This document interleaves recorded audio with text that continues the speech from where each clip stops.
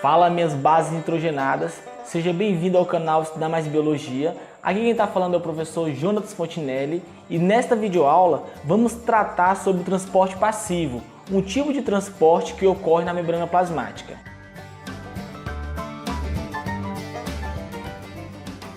Todas as células são formadas por três estruturas básicas: a membrana plasmática, o citoplasma e o material genético. A membrana plasmática ela tem várias funções para nossas células, mas a principal delas é uma função conhecida como permeabilidade seletiva.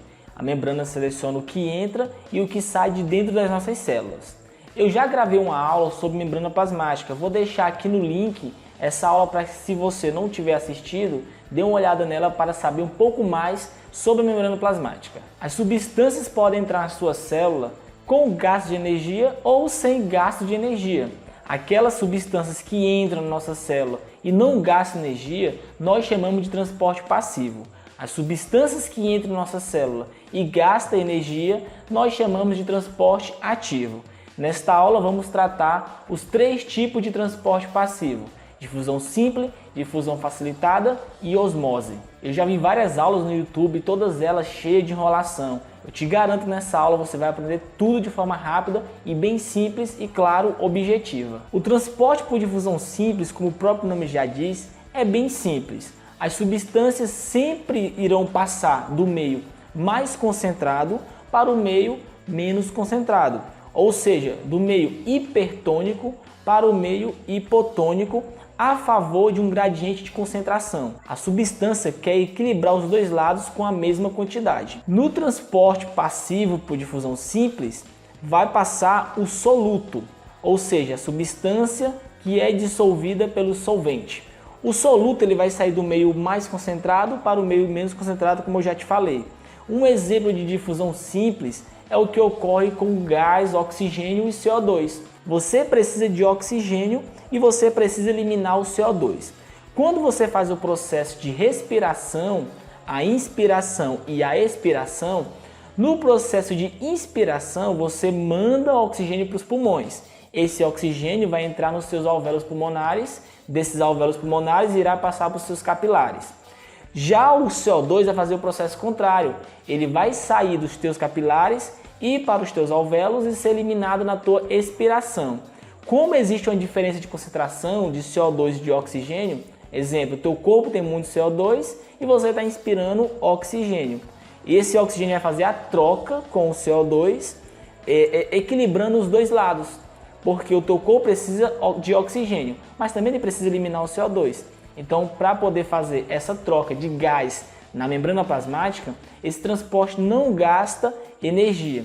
E outra característica do transporte passivo por difusão simples é que essa substância, esse soluto, ele vai passar na própria bicamada de fosfolipídios, como você pode ver aqui nessa imagem. A substância ela vai passar na própria bicamada, nos próprios fosfolipídios, sem gastar nenhuma energia e sempre a favor de um gradiente de concentração. Já na difusão facilitada, vai ocorrer um processo um pouquinho diferente, mas também semelhante com a difusão simples.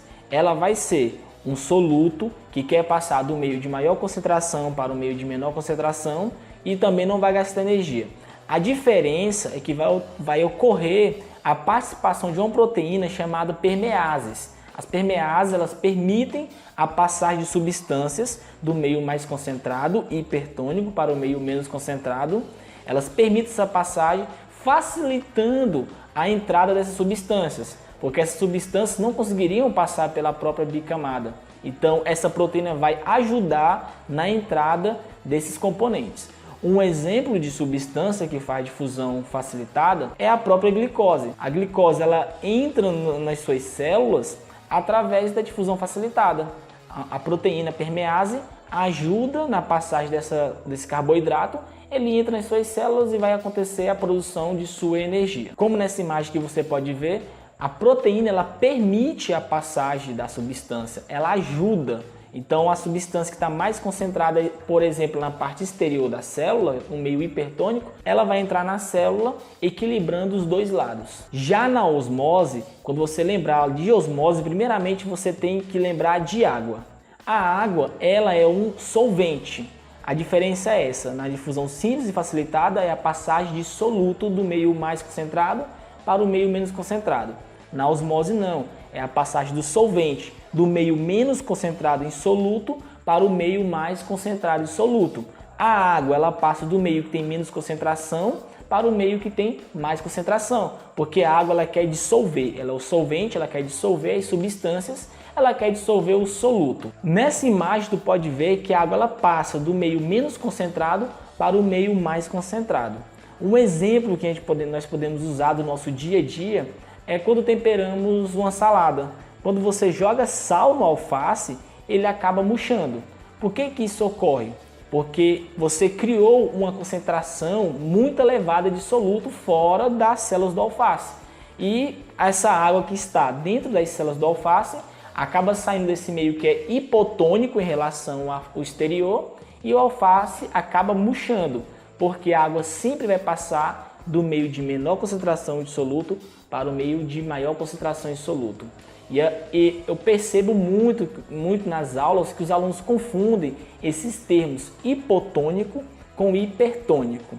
É bem simples. Hiper é quando tem muito. Hipo tem pouco. Você pode perceber até na própria expressão da palavra. Hipo, você fala hipo, fecha a boca, hipo.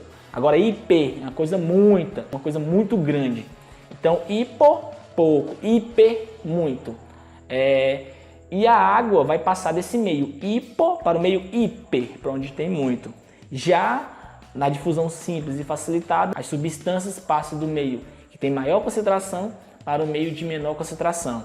Ou seja, onde tem muita hiper passa para onde tem pouco, hipo. Na água, na osmose não. Do hipo, ela vai passar para onde tem muito soluto, hiper, porque a água ela é um solvente, é diferente do soluto. Certo? Outro exemplo muito interessante, que na verdade não deveria ocorrer, é o que ocorre quando você joga sal no sapo. Tem muita gente que quer espantar um sapo, ele não gosta do sapo, quer espantar ele, acaba jogando sal nas costas do bichinho. E o sapo ele tem uma pele muito permeável.